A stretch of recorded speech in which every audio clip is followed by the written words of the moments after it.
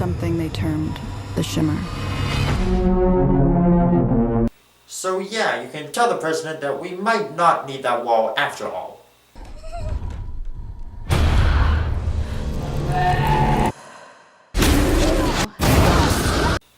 On second thought, maybe we do.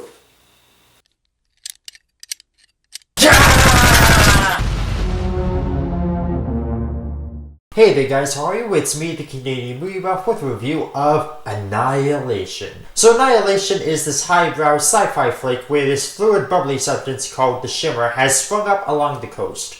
Natalie Portman plays a biologist who's recruited to this facility to go inside the Shimmer and figure out how to stop it. Because if they don't, it's going to keep growing and growing until it engulfs the entire world.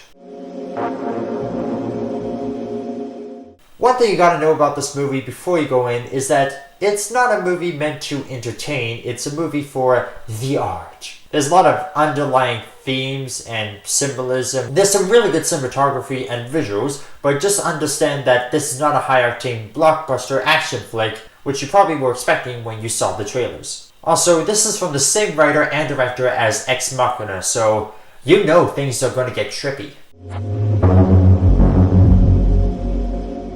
I loved Natalie Portman's performance in this movie. If you watch her eyes, you can tell how she's feeling and what she's thinking. Her husband, Oscar Isaac, died on a mission, and she suspects that the Shimmer might have something to do with it. While all the other women on the team see it as a suicide mission, she's hoping to get some answers and finally figure out what happened to her husband. It also showed you how the Shimmer works. It shows the team going in, but then it immediately cuts to them waking up and realizing they had been in there for 2 days. But they have absolutely no recollection of that. That's going to show how the Shimmer is playing with their minds and manipulating time and memory. When they examine plant life and fight ferocious animals, you see that the Shimmer has an effect on the environment. It transforms life forms in one way or another for either better or worse. The violence in this movie does hit hard. You'll often go from characters spouting science jargon to someone getting half their face ripped off. The contrast of the brutal violence and the quiet character development is what really holds your attention throughout the film.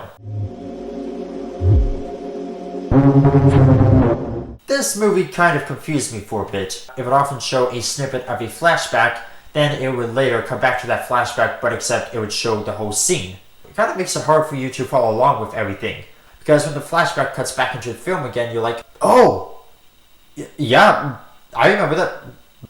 That was important. The editing choices made for a really weird pacing. There are probably some underlying themes that I'm sure were in there, but I didn't really see them. Maybe this needs some deeper digging. Or maybe I'm just not an intellectual film critic.